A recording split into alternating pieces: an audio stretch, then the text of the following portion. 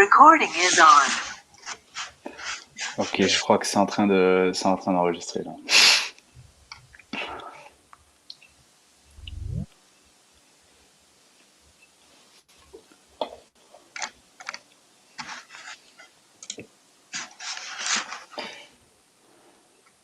Alors Margot, comme je vois qu'il y a eu quelques petites difficultés, j'ai lancé un enregistrement du coup.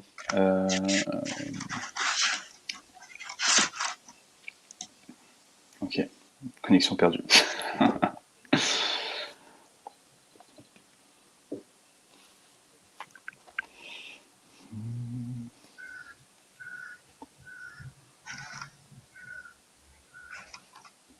Quel est ce bruit d'oiseau qu'on entend au loin? C'est moi, pardon. Trop chouette. Non mais il n'y a pas pardon, tant mieux. C'est pas un joli, c'est un corbeau. Oui, c'est vrai que une corneille, j'aurais dit moi. Mais... Et peut-être. C'est un connaisseur. Oui, je vais couper mon micro du coup. Non, mais c'est pas grave. Voilà, ça donne un côté un peu plus sauvage. Ça fait du bien. Urbain que nous sommes.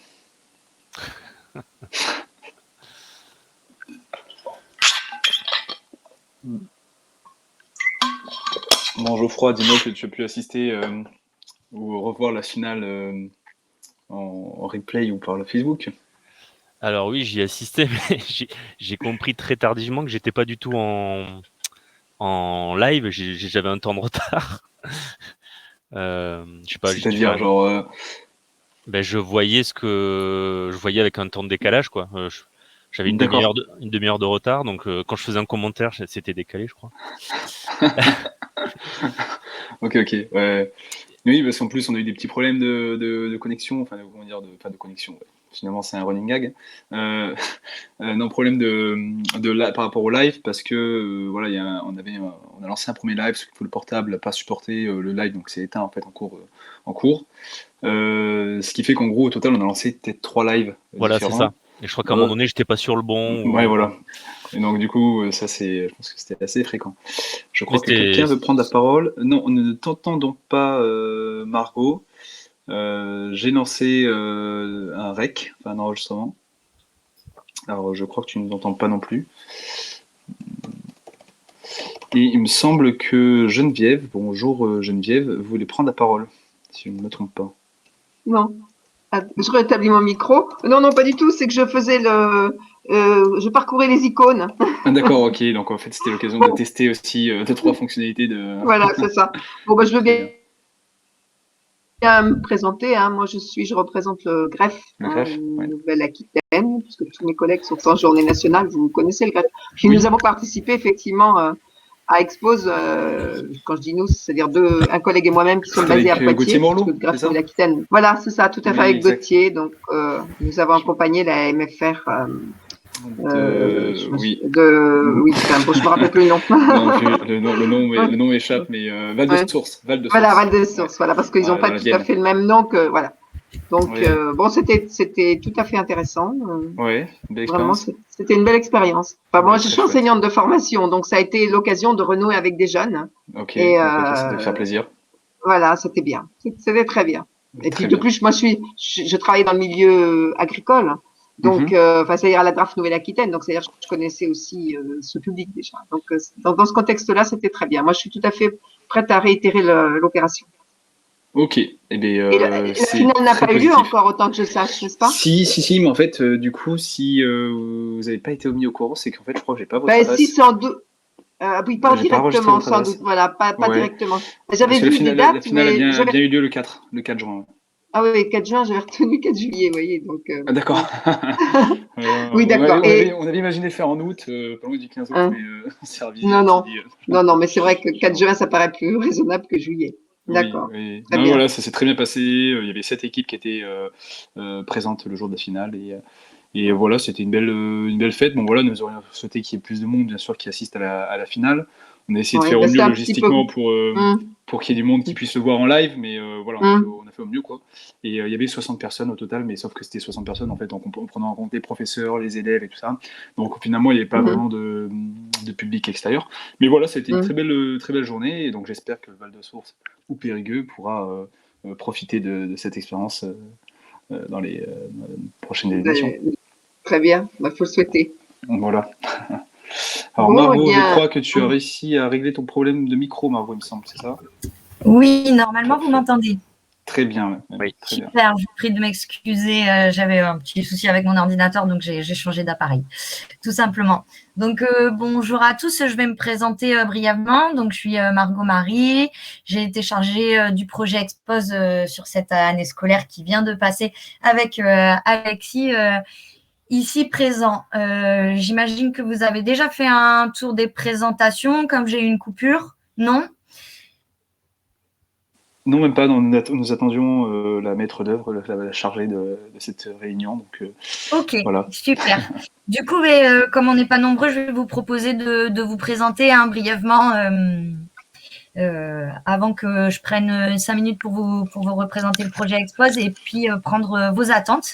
Et ensuite, on laissera la parole du coup aux 2 structures qu'on a invitées ce jour pour vous présenter les projets d'accompagnement de jeunesse qu'ils proposent afin que vous puissiez orienter les jeunes qui ont participé au projet Expose ou bien d'ailleurs dans d'autres cadres, d'autres projets.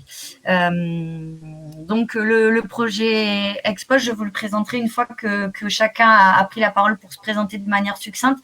Et pour que ce soit assez fluide, je vais vous proposer dans l'ordre de vous présenter. Donc, Alexis, je te propose de te présenter.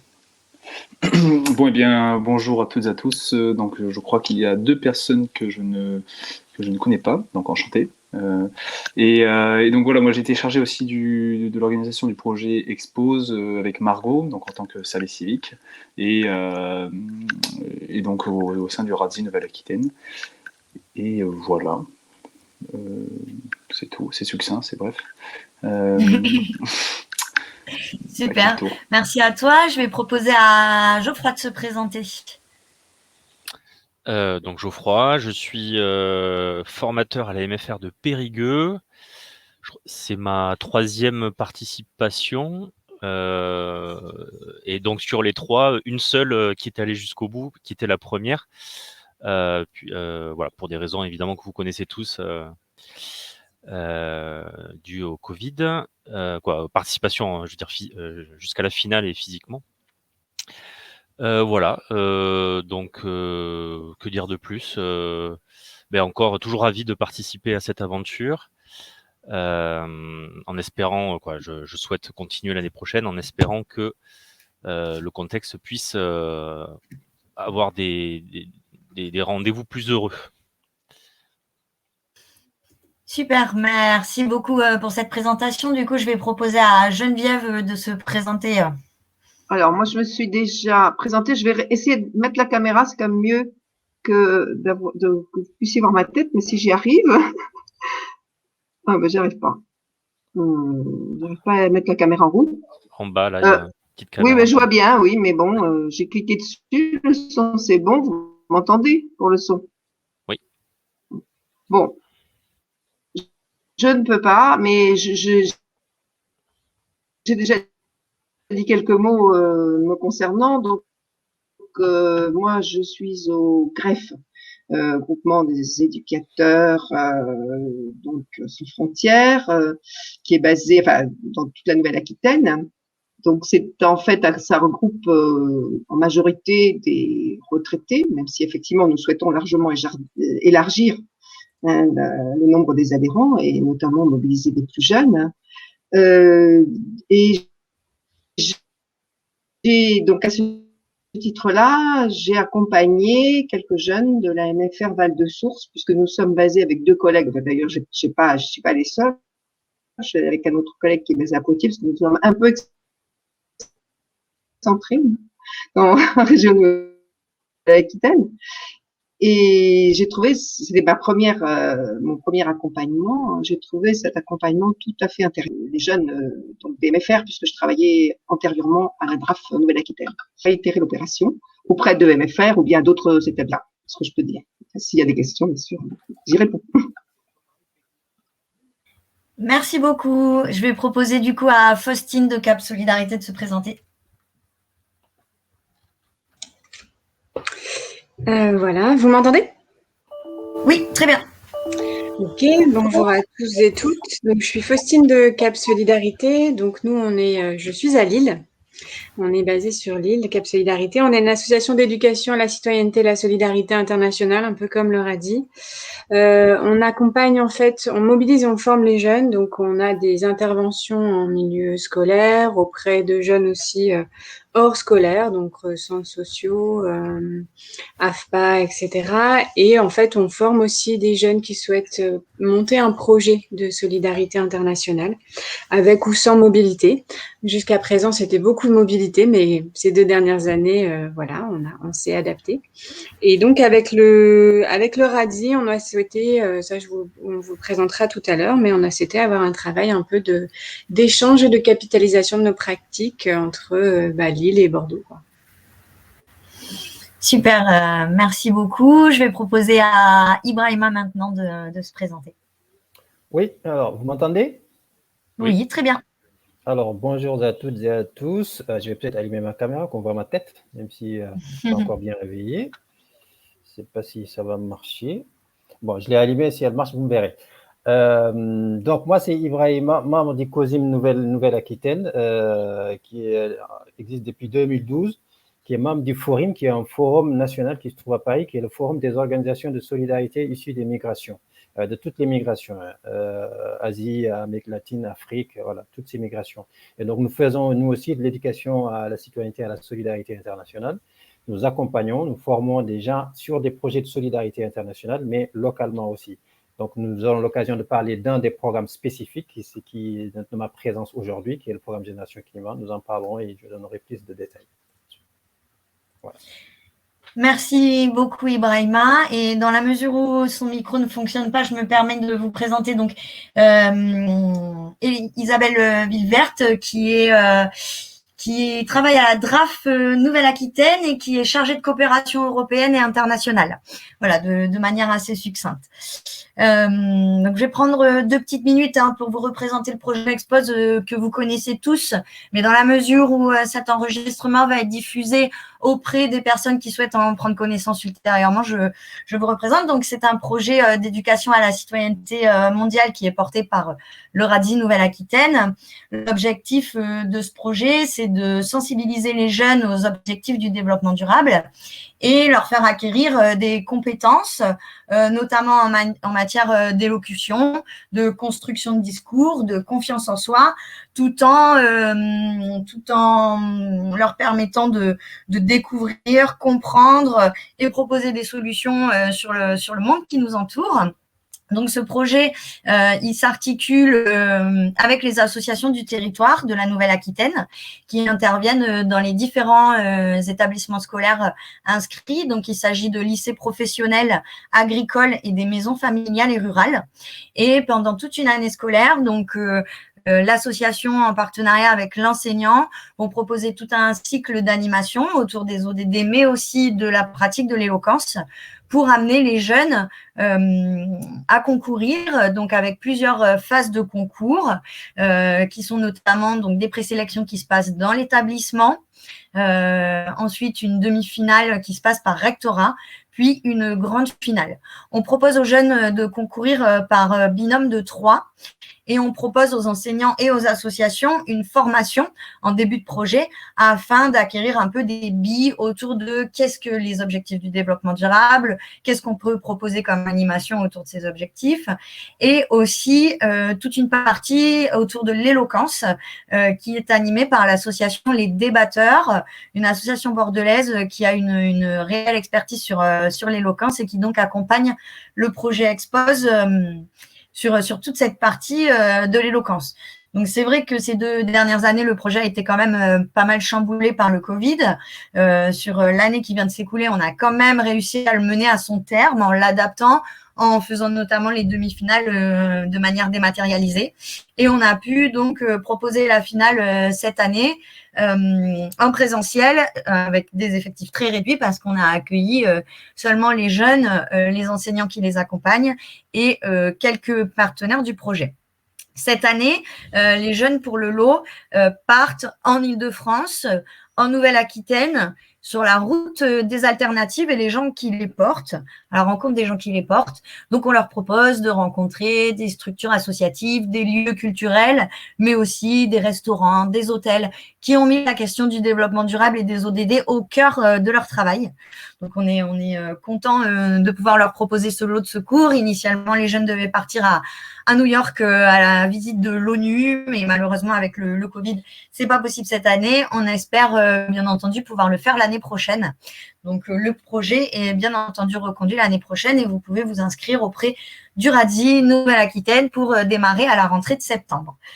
Voilà, de manière assez succincte. Donc, je ne sais pas s'il y a des questions, n'hésitez pas à lever la main. Vous avez sur la petite barre qui se situe en bas de votre écran une petite main qui vous permet de demander la parole et de vous exprimer. Sans plus attendre, je vais prendre un petit peu vos attentes autour des échanges qu'on pourrait avoir ce matin, de manière à ce que les associations qui vont vous présenter leur projet puissent répondre au mieux aux attentes que vous pourriez avoir. Donc, Geoffroy, je ne sais pas, peut-être une attente ou un questionnement de prime abord. Pas particulièrement. Non, mais moi j'avais questionné, mais vous m'avez déjà répondu. L'année prochaine, on partirait plus sur des groupes de BTS. Mais bon, il n'y a rien de fixé pour l'instant. Donc c'était à savoir, est-ce que des groupes de BTS peuvent participer au concours? Donc ça, vous m'aviez répondu que oui. Bon, nous, le problème de notre... Quoi, non, c'est pas un problème, mais le fonctionnement des MFR du fait de l'alternance rend ce projet quand même très contraignant en termes d'organisation, puisque on voit nos jeunes en général toutes les 2 semaines hors vacances. Donc c'est vrai que l'année commence sur les chapeaux de roue et on va dire qu'il faut que fin janvier, début février, le groupe soit prêt à passer les quarts de finale. Donc c'est vrai que c'est un sacré challenge. Et cette année, on avait inscrit ce programme en partie dans le plan de formation, mais pas totalement. C'est-à-dire qu'en grosso modo, jusqu'à décembre, ça faisait partie des cours. Et à partir de janvier, c'était sur des heures de ce qu'on appelle d'études. Donc c'était plutôt en fin de journée, en début de soirée, avec l'inconvénient qui est que du coup, on a eu un peu une désadhésion des jeunes, quoi. Mais bon, ça c'est propre à notre fonctionnement. C'est à nous à réfléchir. Voilà, c'est à nous à réfléchir. C'est un peu difficile pour tout le monde, même pour eux. Voilà, c'est ça. Ok, merci beaucoup pour ces retours. Et peut-être une petite question par rapport aux jeunes qui ont participé aux années précédentes. Est-ce que vous avez pu avoir des retours sur des volontés d'engagement de ces jeunes ou des volontés de passage à l'action? Je me permets cette question parce que c'est des retours qu'on a eus de certains établissements qui ont participé les années précédentes et qui se retrouvaient un peu démunis face à cette envie de s'engager des jeunes. C'est donc l'objectif de ce visio, c'est de pouvoir vous proposer des projets qui vous permettent de les orienter pour un accompagnement futur. Donc, je me demandais un petit peu, est-ce que vous, dans la MFR, par rapport aux jeunes qui ont participé les années précédentes, vous avez pu observer ces envies de participer? Et je me permets rapidement de répondre à Faustine. Effectivement, j'ai l'impression que Geneviève n'est plus connectée. J'espère qu'elle va pouvoir nous rejoindre. Dans tous les cas, je lui transmettrai le lien pour prendre connaissance des échanges qu'on a eus si elle ne revient pas. Et je vous redonne du coup la parole, Geoffroy, pour répondre à ma question. Alors sur les 3 groupes, donc sur les 9 personnes, il y a des personnes qui étaient déjà plus ou moins engagées sur cette thématique-là. En tout cas, il y a une réelle prise de conscience des thèmes abordés. Après, on était sur des terminales, donc très vite, on est parti sur l'échéance du bac. Donc, on n'a pas trop réinvesti cette question-là. Et puis comme elles avaient perdu, elles étaient un petit peu revanchardes. Donc on est parti sur autre chose. Mais on a sur les 9, on en a une qui va continuer avec nous. Alors donc en terminale, on va plus les voir l'année prochaine. Mais il y en a une qui continuerait en BTS avec nous. En plus, c'est un BTS, donc un DATR, diagnostic et animation des territoires ruraux. Donc forcément, dans son parcours, elle va réinvestir ces thèmes que sont le thème du développement durable, forcément. Je ne sais pas si j'ai vraiment répondu à la question, mais c'est...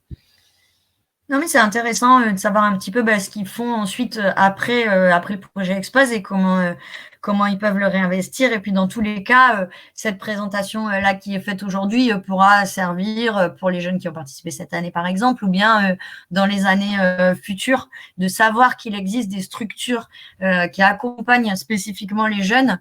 C'est tout de même intéressant pour pouvoir répondre aux futures sollicitations qu'il y aura de leur part. Du coup, sans plus attendre, je vais proposer à Faustine de Cap Solidarité de présenter donc un petit peu les projets qui mènent à destination de la jeunesse. Faustine, tu as une vingtaine de minutes pour faire cette présentation-là. Voilà, donc je te laisse sans plus attendre la parole. Ok, merci Margot. Alors moi j'ai un petit PowerPoint en fait, parce que l'idée là c'est que je vous présente un peu justement le travail de capitalisation, de réflexion sur les pratiques qu'on a menées avec le RADI. Donc en fait c'est un PowerPoint qui vous explique un petit peu voilà l'approche du projet qu'on a ensemble et puis les outils qu'on va mettre à disposition dès cet été. Donc je vais partager mon écran. J'espère que ça marche. Alors, est-ce que vous voyez, mon PowerPoint? Pas pour le moment, mais ça ne saurait tarder. Alors, attends, je vais essayer de voir s'il y a un truc que j'ai pas bien fait. Écoute,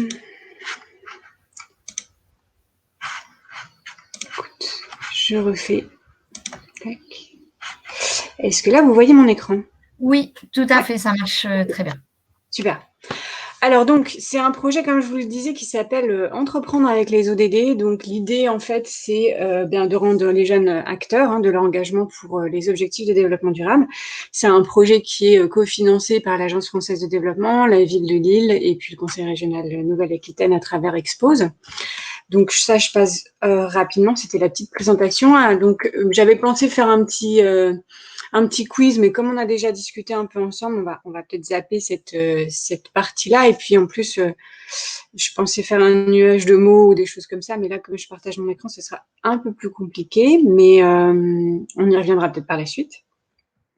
Alors, simplement, on est parti un petit peu des constats qu'on avait par rapport aux enjeux des jeunes sur l'engagement en solidarité internationale. Donc, vous avez en fait, classiquement, ça c'est une étude qui a été faite en Belgique, mais on a constaté les mêmes choses en France. Des jeunes qui vont vous dire, moi, je pense d'abord à mon avenir, moi, à l'avenir de la planète.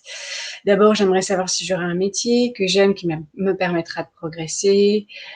J'aimerais gagner pour être bien financièrement, etc. Donc ça, c'est des choses qu'on entend quand on parle d'engagement en solidarité internationale. Mais on a aussi, et nous on le constate beaucoup dans les classes, auprès des classes qu'on anime, parfois un repli aussi sur soi, un peu en réponse au climat anxiogène qu'on a. De toute façon, je peux rien faire, ce sera la guerre pour les ressources. Voilà. Donc on a parfois aussi ce genre, on a souvent quand même ce genre de discussion quand on démarre une animation avec une classe. Et après, je vais vous montrer deux petites diapos qui en fait sont de la même étude dont je vous parle, l'étude belge, mais qui en fait reflètent très bien ce qu'on constate sur nos territoires. La première, c'est que on constate qu'en fait les jeunes se méfient beaucoup des politiciens, des médias, donc ils font plutôt confiance à leurs proches, à leurs amis. Qu'ils ont des sphères d'intérêt, bien sûr, principalement centrées sur la famille, les amis, l'avenir. Et puis, on a aussi une certaine méfiance sur les pétitions. Encore une fois, ils n'ont pas le sentiment que ça puisse changer grand-chose. Donc, parfois, ils se posent aussi la question de leur pouvoir d'influence sur les questions liées à la solidarité internationale. Au niveau de l'école, c'est là je l'aime bien aussi. Donc, les principales attentes vis-à-vis des jeunes, vous avez bien sûr préparé mon avenir, mais après, sur la deuxième marche, vous avez apprendre des choses utiles pour trouver un travail, rencontrer des personnes et devenir une personne responsable. Ça, c'est intéressant. Puis après, vous avez l'ouverture au monde et développer son esprit critique. Au niveau des enseignants, là, c'est plus nous qui avons constaté cela. L'éducation à la citoyenneté, la solidarité internationale, c'est vraiment pas simple parce que ce sont des pédagogies qui doivent être interactives, participatives, réflexives sur des sujets qui sont pas toujours faciles à aborder. Et globalement, on sent bien que les enseignants se sentent pas, je dirais pas outillés, mais en tout cas, il y a un travail à faire de ce côté-là. Et bien sûr, de travailler toujours en mode projet. Ça, c'est important pour eux. Donc, à partir de ça, sur entreprendre avec les ODD, le projet dont je parle, on est parti, nous, sur deux axes principaux, donc donner confiance en l'avenir et en l'intelligence collective, et développer la pensée critique et le pouvoir d'agir. Donc, donner confiance, bien sûr, aborder les choses de manière positive, sortir du monde en crise, faire du lien avec des jeunes qui s'engagent, mais aussi faire du lien avec l'insertion socio-économique, car souvent, en fait, on demande aux jeunes d'imaginer un monde, le monde de demain, on leur parle de leur monde, et il faut bien qu'ils aient une place, en fait, donc un emploi, une communauté, des amis, etc. Et puis sur développer la pensée critique, on en a parlé, mais comme ils font pas confiance aux médias et qui se renseignent davantage vers des canaux informels et non journalistiques, en discutant pas mal avec les enseignants et puis d'autres personnels, effectivement, la pensée critique apparaît un enjeu vraiment indispensable au niveau de l'enseignement. Et enfin, développer le pouvoir d'agir. Là, on est vraiment sur de la reconnaissance des expériences et des projets. Donc la question qu'on a traitée avec ce projet, c'est du coup comment est-ce qu'on reconnaît l'engagement citoyen, qu'est-ce qu'on propose comme type de reconnaissance et comment on évalue. Donc on part, nous, des objectifs de développement durable. Donc ça, je vais pas forcément détailler puisque je pense que les gens qui sont présents aujourd'hui, en tout cas, connaissent. En tout cas, ce qui est important pour nous avec les objectifs de développement durable, c'est qu'ils permettent d'avoir une vision positive et constructive de l'avenir, d'agir ensemble et de créer des communautés. Donc, à Capsou, nous, on l'a intégré depuis 2016 dans notre ingénierie pédagogique. Je crois qu'au niveau du RADSI, ça fait également quelques années. Et donc, cette action entreprendre avec les ODD, en fait, elle a aussi été dans un objectif de sortir un peu des silos, donc d'aller un petit peu sur des domaines sur lesquels on n'allait pas. Donc, par exemple, en Hauts-de-France, on est labellisé ID, qui est en fait un réseau régional éducatif. C'est l'Académie de Lille-Amiens qui gère ça, sur développer l'esprit d'entreprendre des jeunes. Voilà, donc c'était aussi l'objectif d'aller un petit peu sur d'autres terrains, et vous comprendrez pourquoi avec la suite. Là, je passe rapidement parce que je pense que vous connaissez les objectifs de développement durable, mais ça permet quand même aussi d'ouvrir sur le monde et de voir aussi d'autres engagements de jeunes positifs, justement. Alors, pour aller sur le pratique, donc développer la pensée critique et le pouvoir d'agir, la première étape, c'est bien mobiliser l'établissement, intégrer des objectifs pédagogiques partagés. Donc, nous, en Hauts-de-France, on travaille avec les parcours Avenir, donc via l'esprit d'entreprendre, les parcours citoyens, l'ouverture à l'international. Et au niveau du RADSI, c'est à travers le programme Expose et le concours d'éloquence. Donc l'important, c'est vraiment de pouvoir mobiliser largement autour d'une action. Et puis au niveau de la reconnaissance, pour développer la capacité à agir, et bien sur ce programme, nous, on choisit de s'appuyer sur les compétences du 21e siècle. Je ne vais pas y passer longtemps à expliquer parce que vous pouvez le trouver facilement et puis c'est de plus en plus connu maintenant, mais j'y reviendrai un petit peu après. Donc, faire le lien avec les compétences du 21e siècle, proposer des parcours en étapes, facilement identifiables par les jeunes.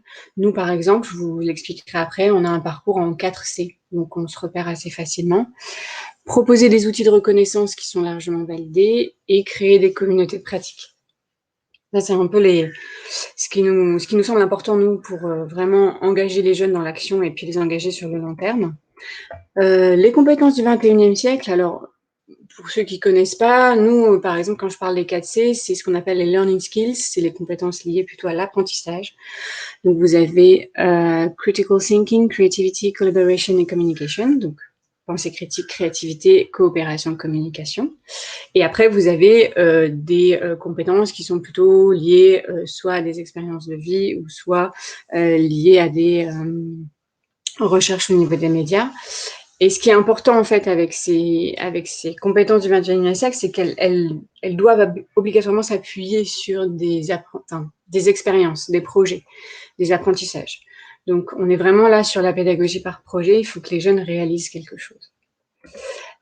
Sur la reconnaissance, on a donc nous créé depuis 2000, je ne sais plus, alors ça fait 3 ans maintenant, un certificat qui s'appelle Global Steps pour valoriser la citoyenneté mondiale, justement à travers ces compétences du 21e siècle.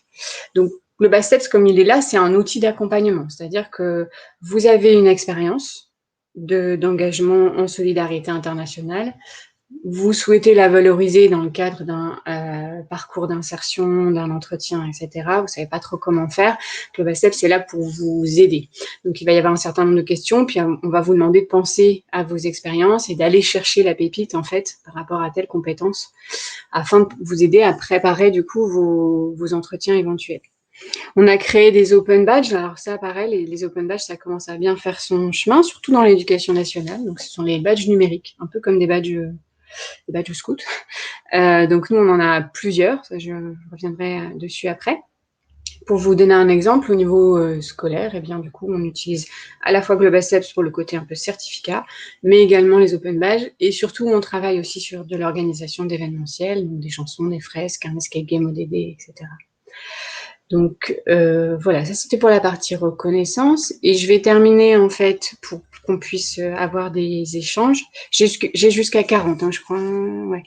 Je vais terminer par 2-3 slides pour vous présenter ce qui va sortir cet été. Puis après, je pourrai répondre à vos questions.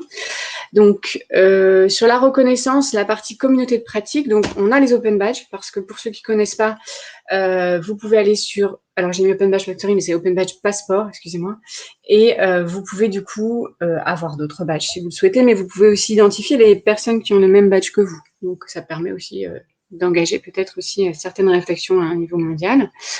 On va sortir du coup cet été un Learning Lab virtuel pour Lexi, donc avec différents espaces d'apprentissage. Je vous le présente juste après, qui met en avant l'éducation par les pairs surtout. Et enfin, on a une troisième expérience qui s'appelle ODD Living Lab à l'international, donc avec plusieurs villes, donc 4 pays, le Maroc, la République démocratique du Congo, le Tchad et la France.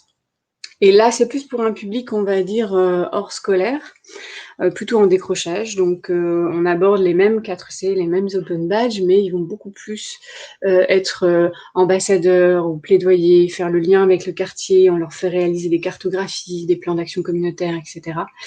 Et voilà, donc ça, c'est vraiment aussi quelque chose que vous pourrez découvrir sur le Learning Lab.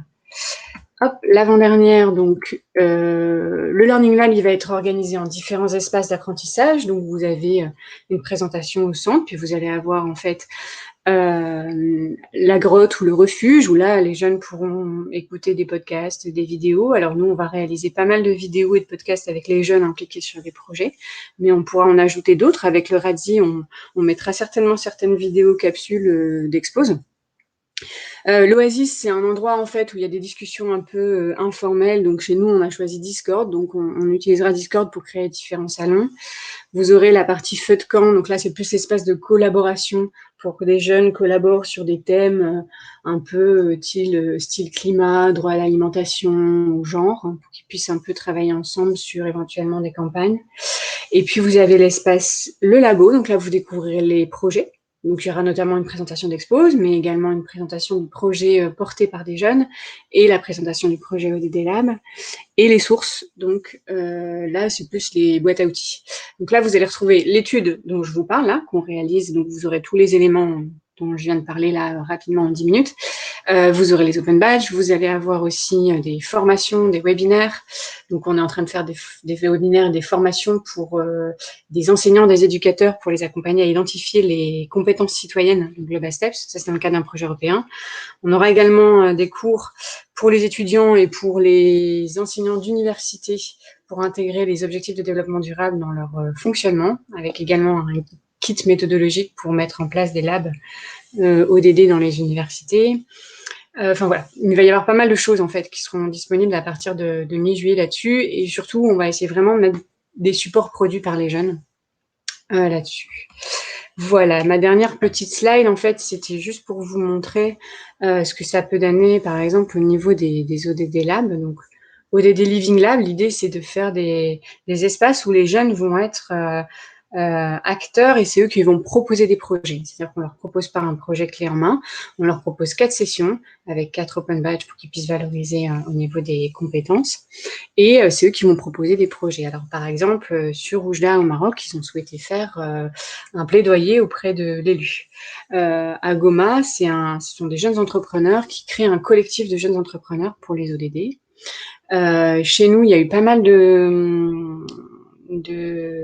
au niveau artistique, donc une fresque, il y a 8 ou 9 chansons qui ont été écrites et enregistrées sur la thématique du climat, par exemple. Enfin voilà. Vraiment, ce sont des espaces où les jeunes vont être acteurs et où eux-mêmes vont inviter des réseaux d'entrepreneurs, inviter des élus. Voilà. Ça, c'est donc pour la partie, nous, qu'on a autour des 4C. Donc, bon, c'est petit, mais encore une fois, vous retrouverez l'étude sur le Living Lab. Et voilà. Alors, juste, puisqu'après, je vais arrêter le partage de mon écran, donc j'aurai plus les questions en tête, donc je me permets de vous les soumettre maintenant. Vous pourrez répondre dans le chat pendant que je réponds aux questions éventuelles. Donc, en général, on essaye d'aller un petit peu plus loin sur, selon vous, c'est quoi le frein pour la mise en place d'actions pour développer l'engagement citoyen des élèves, et qu'est-ce qui semble être un levier. Alors, juste pour vous dire, sur les différentes échanges qu'on a eus depuis le début du projet, le levier qui ressort souvent, c'est il faut que l'enseignant soit lui-même engagé. C'est-à-dire que ça repose quand même beaucoup sur les épaules d'une personne ou d'un enseignant. Donc ça, c'est quelque chose qu'on a bien intégré et qu'on va essayer en fait de travailler bientôt. Et donc, les petites questions que j'aimerais aussi vous poser en plus, c'est voilà, pour avoir votre avis, est-ce que vous pensez utiliser, par exemple, ce genre d'approche pour mobiliser votre établissement, ou plutôt sur une pratique individuelle? Et enfin, est-ce que vous avez d'autres outils sur le thème de Lexi à partager? Mais comme ça va être dans le chat, du coup, bon, je l'ai dit comme ça. Si vous avez des réponses, n'hésitez pas. Voilà. Alors ça, c'était la petite présentation. Voilà. Est-ce que c'est clair déjà? Est-ce que vous avez des questions? On a 3-4 minutes là de précision. Est-ce que c'est des choses que vous connaissez ou qui sont nouvelles? Je vous laisse réagir.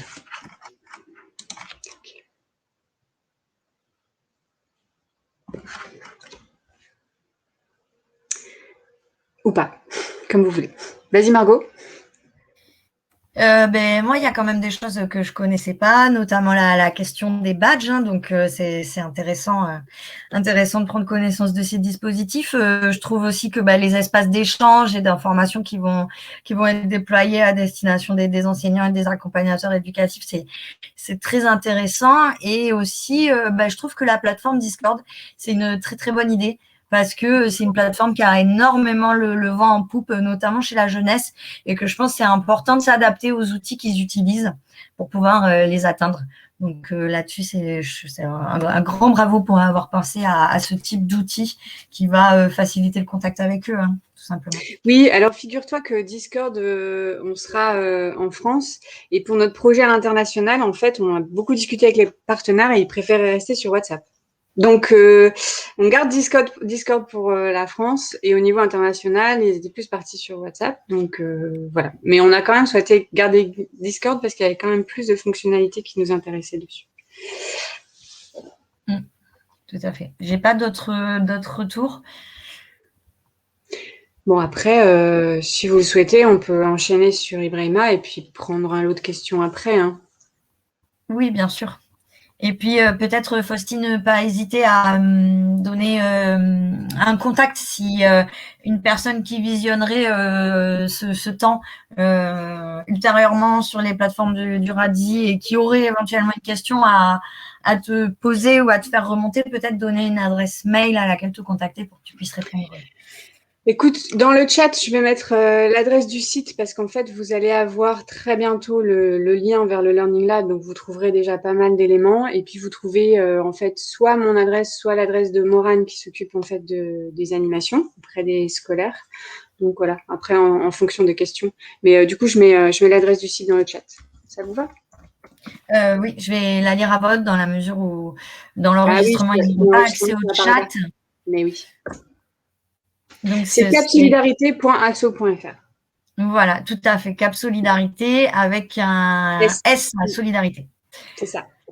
Eh bien, en tout cas, merci beaucoup pour cette présentation qui était très riche. Je vais proposer maintenant à Ibrahima de prendre la parole pour nous présenter, pareil, de la même façon, son projet et puis prendre à l'issue de sa présentation les questions que vous pourriez avoir. Et je te laisse la parole. Ok, merci. Vous m'entendez tous? Oui, on t'entend bien. Ok, c'est cool. Je vais essayer de commencer un partage d'écran. Pareil, hein, ça peut être un peu long au démarrage, ouais. Mais ça va arriver. Alors, j'espère que... Ouais. Donc...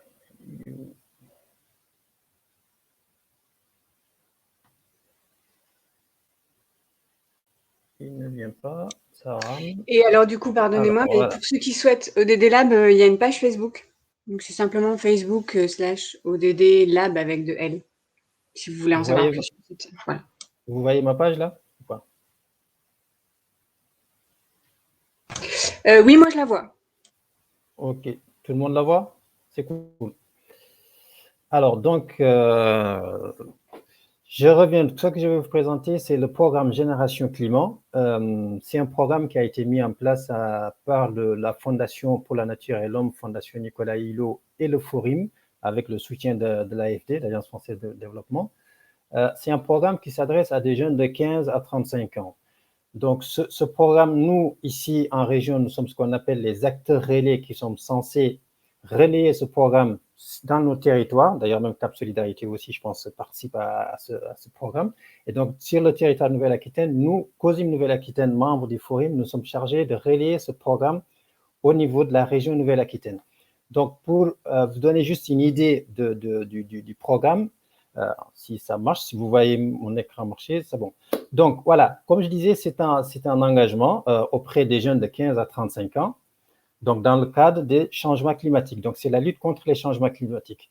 Donc, ce qui fait, comme on s'est rendu compte depuis quelques années maintenant, que voilà, c'est un enjeu majeur pour tous les pays et c'est un enjeu majeur qui touche directement les jeunes. Donc, voilà, le programme a été conçu pour un peu quand même une palette plus large, de 15 à 35 ans. La palette est quand même très large pour qu'on puisse permettre aux jeunes de s'engager. Donc, on s'est rendu compte au niveau de la constitution du programme ou avant la constitution du programme que les jeunes, certains jeunes, bon, maintenant c'est peut-être un peu plus rare, avaient des freins sur leur engagement, en ce qui concerne leur engagement. C'est-à-dire qu'ils se disent qu'ils n'ont pas les compétences, ils ne savent pas comment s'engager, avec qui s'engager, quelles sont les réalités. Tout à l'heure, Faustine a parlé sur leur réalité. Leur réalité, est-ce que moi, je vais aller juste trouver du travail et puis voilà, je m'arrête là, je trouve du travail pour vivre et puis le monde est comme ça. Donc, je vais essayer de trouver un travail pour pouvoir vivre.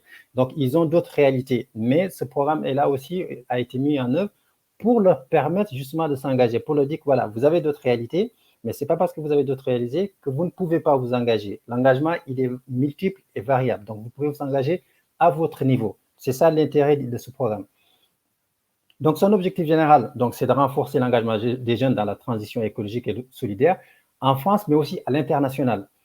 Nous reviendrons de tout à l'heure comment ça se passe dans les deux cas, en France et à l'international. C'est-à-dire que les jeunes qui veulent s'engager dans la lutte contre les changements climatiques, ils peuvent trouver leur propre chemin et par un accompagnement. Donc, c'est-à-dire que là, nous, par exemple, en tant qu'acteurs relais, nous sommes des acteurs de l'accompagnement. Nous allons les accompagner avec, bien sûr, si c'est dans le cadre scolaire, avec leurs profs, les accompagner à construire leur projet, à consolider leur initiative pour que ce projet ou cette initiative puisse voir le jour. Donc, c'est d'aider, c'est de mettre en œuvre, de leur proposer des opportunités pour qu'eux-mêmes, ils puissent mettre en œuvre leurs initiatives et engager leurs projets. Et donc, créer des liens entre ces jeunes parce que ces jeunes pourront devenir après des ambassadeurs du changement climatique, des ambassadeurs de ce programme. Donc, c'est essayer de mettre en place des opportunités qui créeront des liens entre ces jeunes et qui va favoriser l'engagement des jeunes à différents niveaux dans la société aussi, hein, parce que ça s'adresse à tout le monde, aux décrocheurs scolaires, en zone rurale, en zone urbaine. C'est pour tous les jeunes qui ont envie de s'engager. Donc, voilà, les 3 piliers du programme. Je parlais tout à l'heure des acteurs relais. Vous voyez, dans la partie rouge, c'est notre rôle, c'est de faire émerger des initiatives. C'est d'aider les jeunes qui ont peut-être des initiatives ou des idées, mais qui ne savent pas comment faire ou comment permettre à ces initiatives de voir le jour. Donc, nous, notre rôle, avec bien sûr le soutien de leurs professeurs ou de leurs accompagnateurs, c'est de les aider à faire émerger ces idées. Et évidemment, il y a toujours la partie finance qui est toujours là. Ce programme permet de financer ces initiatives, nous y reviendrons plus bas. Ce programme, il permettra de financer ces initiatives et en même temps de valoriser ces initiatives auprès de leurs camarades ou auprès d'institutions régionales ou départementales, parce que c'est des initiatives qui seront mises en avant sur les sites ou sur les réseaux sociaux de la Fondation Nicolas Hulot ou d'IFORIM ou de nous-mêmes qui sommes acteurs relais sur le territoire et qui pourra être mettre en avant avec des partenariats qui peuvent être construits avec la région, le département, la mairie, voilà, à tous ces niveaux-là. Donc, pour vous donner juste une idée de ce bilan, parce que le programme il existe quand même depuis 2016, c'est, voilà, vous voyez, une pédagogie investie, c'est-à-dire que ce sont les jeunes maintenant qui viennent avec leur projet, c'est-à-dire que nous ne venons pas leur apporter un projet. Ce sont les jeunes qui ont des idées et nous essayons de les aider à construire cette idée. D'où ce qu'on appelle ici la pédagogie inversée et responsabilisante, parce que ce sont les jeunes qui se disent « j'ai envie de faire ça, comment je vais faire, comment vous pouvez m'aider pour que cette idée, pour que ce projet, pour que cette initiative voit le jour ». Donc, c'est comme ça qu'on le fait. Et avec l'action ou l'aide des acteurs relais dans les différents territoires, il y en a au nord, il y en a ici en Nouvelle-Aquitaine, mais dans d'autres régions aussi de la France, il y a des acteurs relais qui sont là pour les accompagner. Donc, avec des profils socio-éducatifs, comme je dirais tout à l'heure, différents. Il y en a beaucoup, il y a beaucoup de types de profils socio-éducatifs parce qu'on veut que l'engagement ne soit pas juste vers une population bien déterminée. On veut que l'engagement soit pour tout le monde, que pour tous les jeunes puissent avoir cet engagement, puissent se lancer et se dire que moi aussi, je peux faire quelque chose, moi aussi, je peux apporter quelque chose. Donc, vous voyez qu'il y a eu 3800 jeunes qui ont été aidés, qui ont été accompagnés avec 300 à l'initiative de projets, plus de 30 000 personnes. Donc, vous voyez, c'est toujours en augmentation. Ça, depuis 2016, on est passé depuis à peu près d'une millier parce que le programme venait juste de démarrer. Et aujourd'hui, il est encore beaucoup plus important.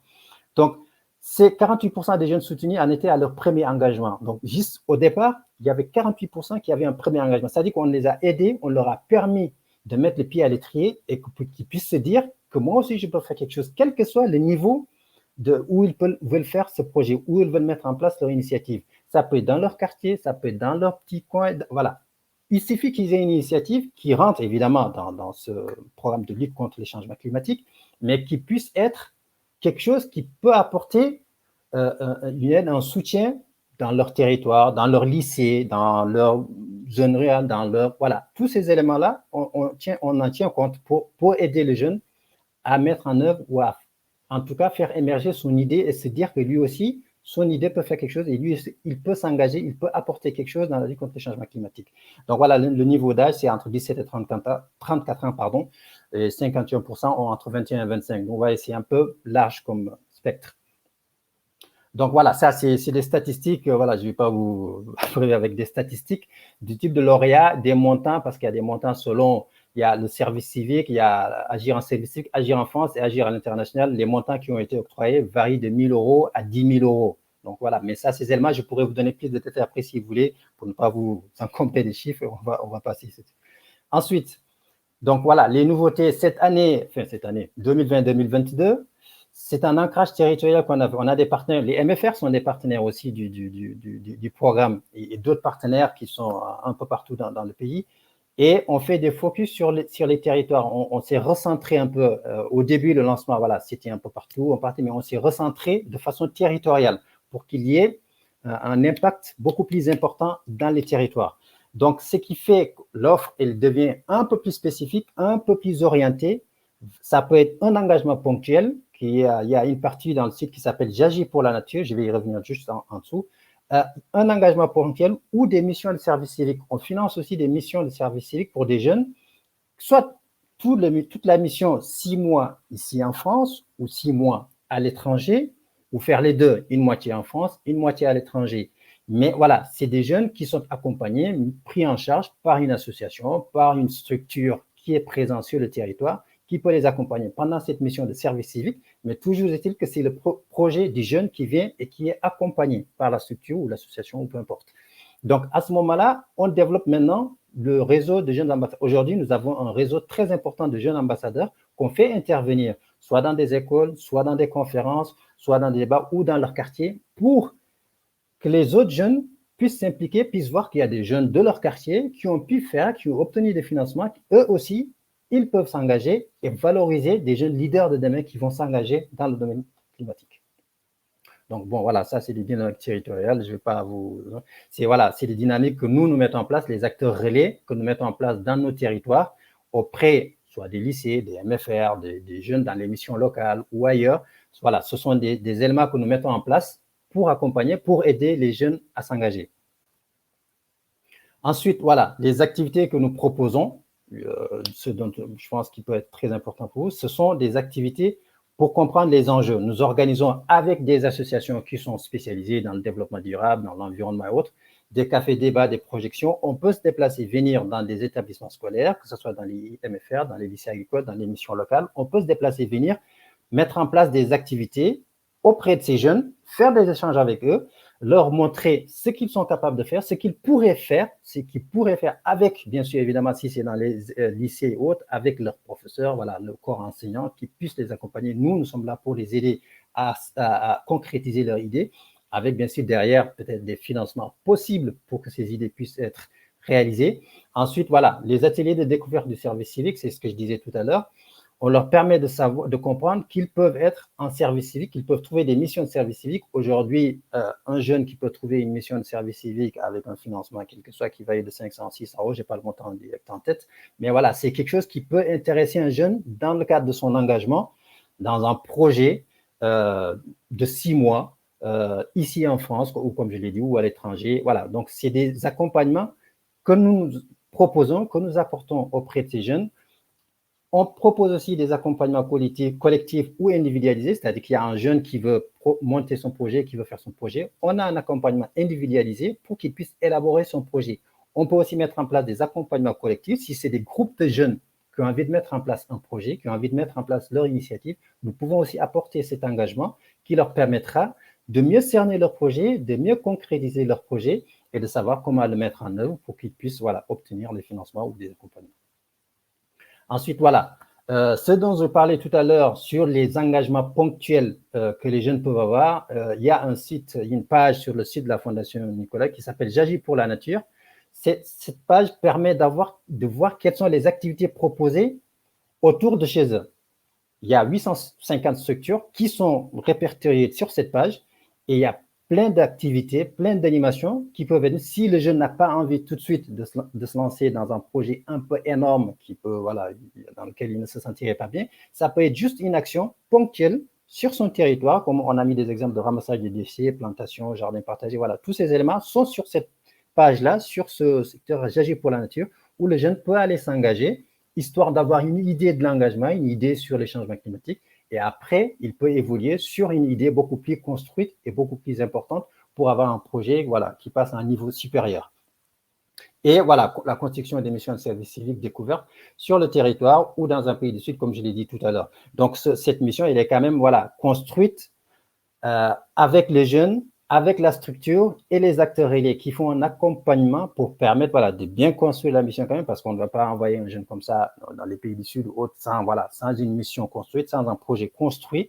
Et donc, ça aussi, on le fait auprès des jeunes qu'on dit éloignés ou des jeunes décrocheurs pour les permettre de s'engager, d'avoir un but, un objectif, quelque chose qui pourrait les permettre de se raccrocher à quelque chose qui pourrait les intéresser. Donc, juste une idée tout à l'heure, sur les financements, sur qui pourrait être dit. Il y a des coups de pouce, c'est ce qu'on disait tout à l'heure, c'est des jeunes primo-engagés, des jeunes qui ne savent pas, est-ce qu'ils sont capables de faire, est-ce qu'ils ne sont pas capables, quelles sont les difficultés. Voilà, ils ont une enveloppe entre 1 000 et 2 000 euros. S'ils ont une initiative qu'ils veulent mettre en place, que ce soit dans leur lycée ou dans leur quartier, ou peu importe, c'est une initiative et il y a un accompagnement qui leur permet de construire ce projet. Et ils peuvent avoir ce financement qui se situe entre 1 000 et 2 000 euros. Ensuite, vous avez les coups de main un peu plus importants, quelque chose qui peut être pérennisé à travers une action qui s'inscrit dans la durée. Donc, sur un territoire bien déterminé, c'est aussi une enveloppe assez importante, jusqu'à 5 000 €. Donc, c'est toujours voilà, un accompagnement derrière pour bien construire ce projet, avec bien sûr, si c'est une mission locale, si c'est un lycée, si c'est ailleurs, voilà, toujours cet accompagnement pour quand même voilà, que le projet soit bien construit. Ensuite, vous avez les bourses d'excellence et les missions de volontariat. Les bourses d'excellence, c'est quand même 10 000 €, c'est un peu plus important. Donc, une construction encore un peu plus importante pour que le jeune puisse voilà, bien cerner son projet, bien le construire auprès de la structure d'accueil et auprès des accompagnateurs aussi. Et donc, j'ai parlé tout à l'heure des missions de service civique, des découvertes et d'initiatives. Voilà, c'est aussi des missions, comme je l'ai dit tout à l'heure, qui peuvent se faire une partie ici, une partie ailleurs, ou tout ici, ou tout dans les pays du Sud. Donc, vous avez tous ces éléments qui peuvent, je répondrai aux questions précises si vous voulez. Voilà, donc voilà le spectre des financements qui existent auprès de ce programme Génération Climat qu'on a mis en place. L'année dernière, on a accompagné pas mal de jeunes en service civique qui ont pu avoir des financements en service civique. Il y en avait pas mal. Et aussi des projets à l'international. Aujourd'hui, nous avons eu des jeunes qui ont eu l'année dernière des financements et qui ont eu cette année des financements de l'Union européenne pour encore continuer le projet qu'ils ont eu l'année dernière. Donc, vous voyez, ça évolue. Les jeunes construisent le projet, ils prennent de l'ampleur et ils s'engagent beaucoup plus important. C'était des jeunes qui n'avaient pas du tout une idée de l'engagement, qui ne savaient pas comment faire. Mais dès lors qu'ils en ont entendu parler et qu'on les a aidés à construire le projet, à construire l'initiative, ça leur a permis, voilà, d'avoir un peu de confiance. Évidemment, c'est toujours ça la problématique, d'avoir un peu confiance en eux, avec un accompagnement beaucoup plus personnalisé qui leur permette voilà, d'avancer et d'aller vers des projets un peu plus importants. Donc voilà, on va sur ce truc. C'est voilà, le réseau des ambassadeurs dont j'ai parlé tout à l'heure. Ceux qui sont financés, qui sont lauréats du programme Génération Climat, deviennent d'office des ambassadeurs du programme. Ils peuvent être invités à aller en parler dans leur ancien lycée ou dans leur territoire, dans leur quartier, ailleurs, ou dans des conférences publiques. Ce qu'on a fait il n'y a pas longtemps, c'était au mois d'avril, je pense. On a eu 2 conférences en visio, bien sûr, de jeunes qui étaient qu'on avait envoyés, qui étaient au Portugal et un autre qui était au Bénin, qui sont intervenus sur des programmes, sur une conférence qu'on avait avec le Conseil régional de Nouvelle-Aquitaine. Donc voilà, on les a fait intervenir sur leur expérience, comment ils ont vécu leur expérience, quel est le retour qu'ils en ont de leur expérience et où est-ce qu'ils en sont avec leur projet. Donc voilà ces éléments sur lesquels je voulais revenir, mais s'il y a des questions plus précises, j'essaierai d'y répondre. Mais voilà, juste avoir à l'esprit que le programme Génération Climat est ouvert à tous ces jeunes de 15 à 35 ans et que nous pouvons travailler avec des lycéens, avec des jeunes décrocheurs, avec des jeunes qui sont ou à un groupe de jeunes de 3, 4 ou un jeune. Voilà, ce n'est pas fermé, mais c'est juste pour permettre aux jeunes d'avoir un engagement avec derrière un accompagnement et un financement qui peut les aider à construire le projet. Voilà, je pense que je vais arrêter là. Il est bientôt 13h, comme ça on va permettre au moins aux questions, s'il y a des gens qui ont des questions ou pas, pour pouvoir y répondre. Merci.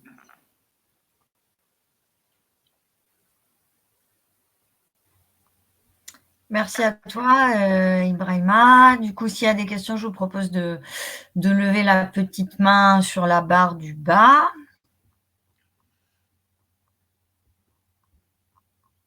Donc, a priori, j'ai l'impression qu'il n'y a pas de questions. C'était assez clair. Dans tous les cas, Ibrahima, je vais te proposer de la même manière que l'a fait Faustine de donner l'adresse du site internet sur lequel les participants, notamment ceux qui visionneront cet échange ultérieurement, pourront vous joindre et puis retrouver toutes ces informations.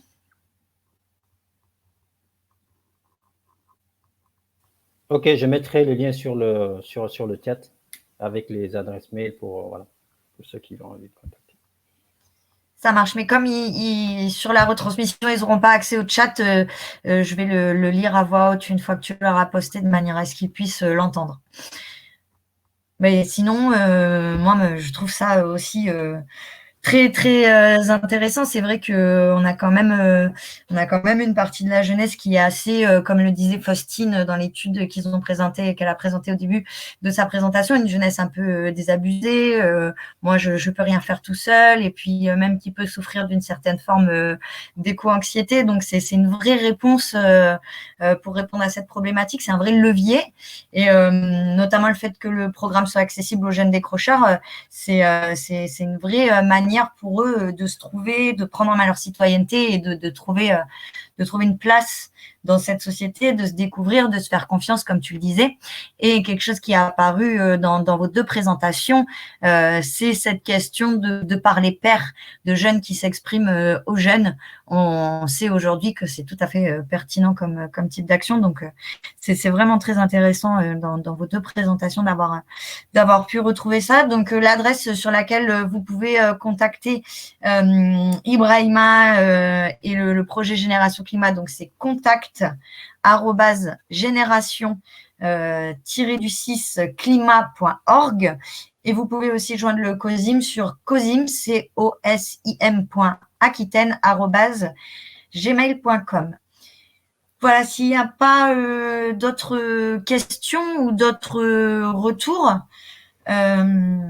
Juste peut-être pour rajouter un peu, voilà, désolé de te couper, juste pour rajouter, voilà, en ce qui concerne le programme Génération Climat, ce qui est intéressant par rapport à ce que disait aussi Faustine, c'est, voilà, ce que ça apporte, c'est de pouvoir développer le pouvoir d'agir des jeunes.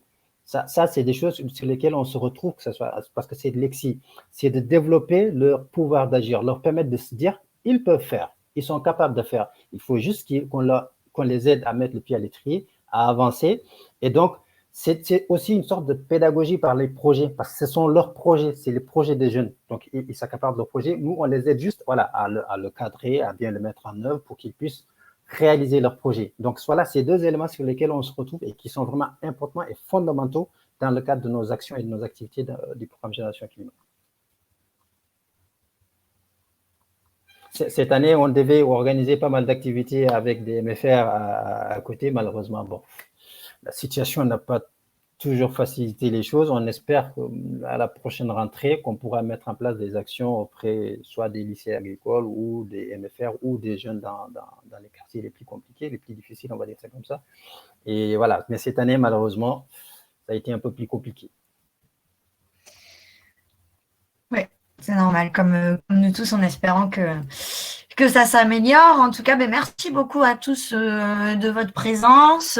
Merci à Faustine et à Ibrahima d'avoir répondu présent pour présenter ces projets d'accompagnement de jeunesse. Et surtout, n'hésitez pas à prendre contact avec eux si vous avez besoin de plus en plus d'informations ou bien si vous avez des jeunes à accompagner ou l'envie de démarrer une action. Je vous remercie tous donc, pour votre présence et puis je pense qu'on a terminé pour aujourd'hui, a priori à peu près à l'heure. Merci pour l'invitation en tout cas. Bien sûr. Je vous enverrai bien évidemment le lien ensuite de cet échange pour que vous puissiez le diffuser aussi dans vos réseaux et aux personnes qui seraient susceptibles d'être intéressées, de prendre connaissance de ces deux présentations très intéressantes. Est-ce qu'il y aura une vidéo de la finale, un lien pour accéder à la vidéo de la finale? Alors, la vidéo de la finale, elle est déjà accessible sur la page Facebook du RADSI. Elle est en 3 parties parce qu'on a une coupure dans l'après-midi de l'enregistrement.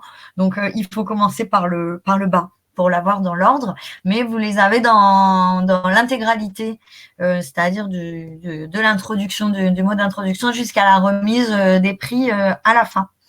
Voilà, avec les différents passages des élèves. Ok. Merci pour tout.